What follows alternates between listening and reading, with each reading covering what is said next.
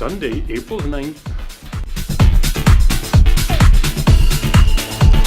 Today's Sunday, April 7th, 2019, the fifth Sunday of Lent. Next Sunday will be Palm Sunday, a very important day in the church.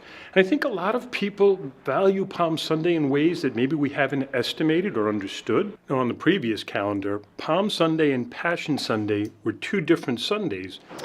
I remember as a little girl going to church with my grandmother and making the palms, the crosses, her showing me that was like so much fun.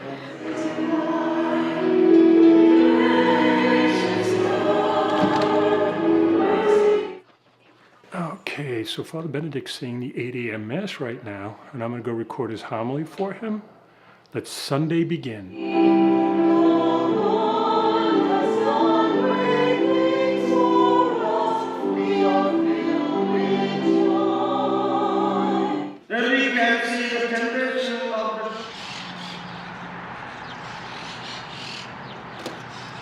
Maybe it is the squirrel after all. And he made me this collar so that I may talk. Squirrel!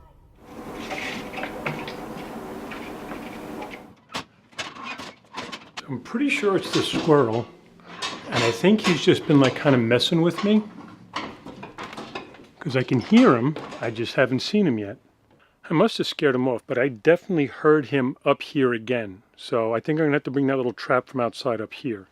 This is so much fun going up and down this thing. All right, actually I didn't mean that, it isn't. So I decided to do a little research and try to find out a little bit more about how the liturgical calendar used to be before the revisions after the Second Vatican Council. What I found out is my brain had made this assumption that Passion Sunday and Palm Sunday were two different days. What they had done is they didn't have a fifth Sunday of Lent previously. They had Passion Sunday, but they still read the Passion on Palm Sunday.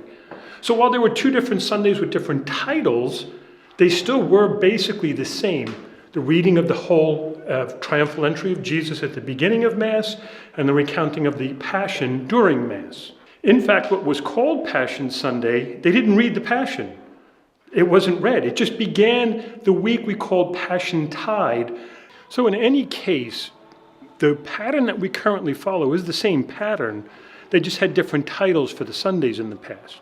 So in preparation for Palm Sunday, many people bring back their palm from last year. Since it was blessed palm, we'll take it, we'll burn it, and many times we use the ashes from the palms for Ash Wednesday next year.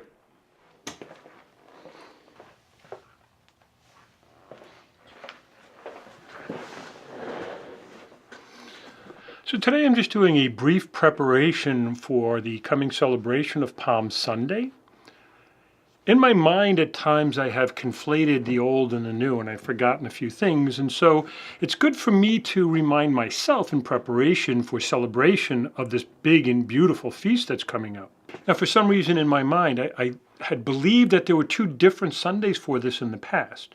I believed that what was the fifth Sunday of Lent actually was Passion Sunday, which is what it was called in the old calendar.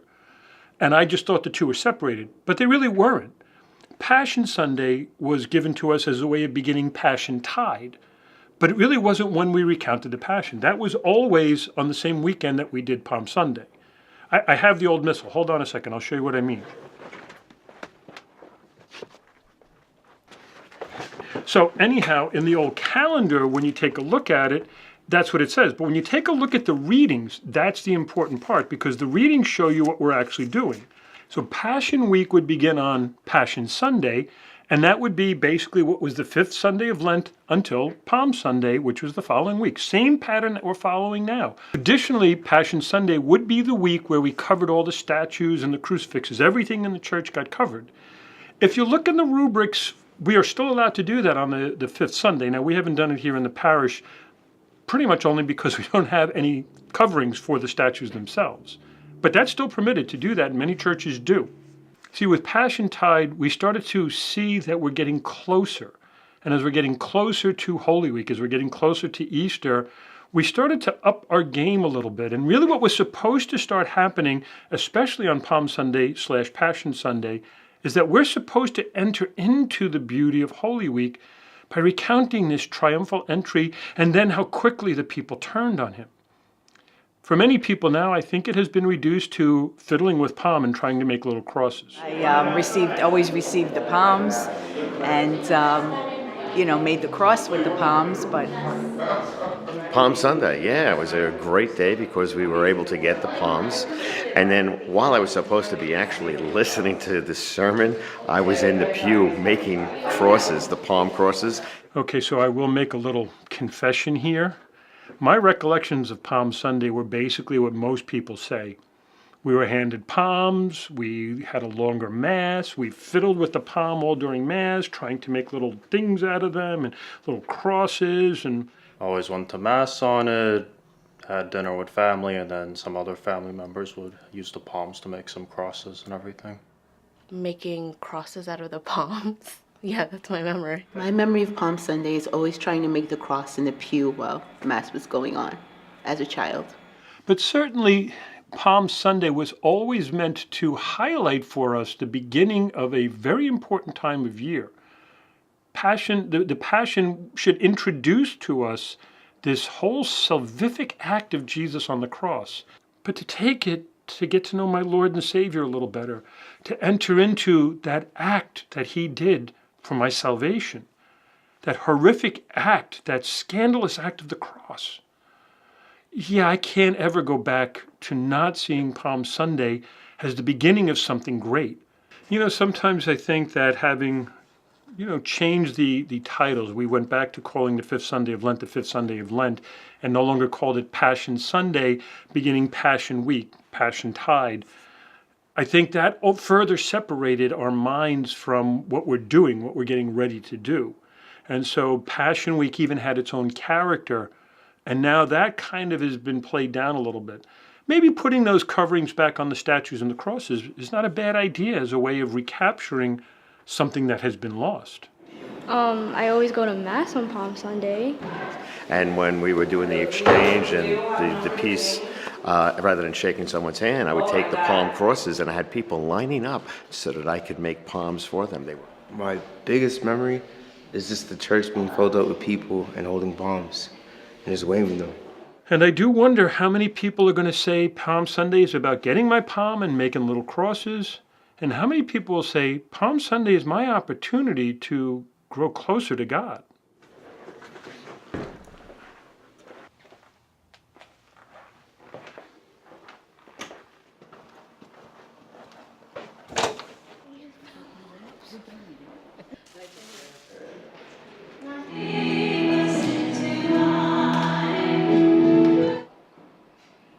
Once I become 10 or older, I could probably try that.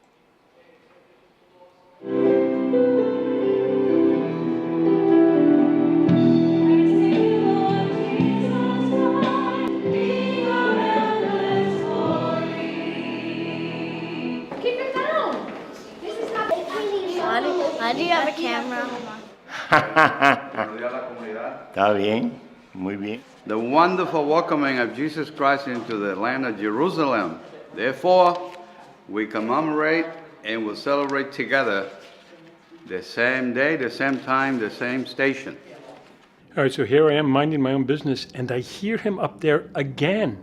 This little guy is just going to drive me nuts today. All right, let's take another quick look. So there's that old anecdote I was just thinking about.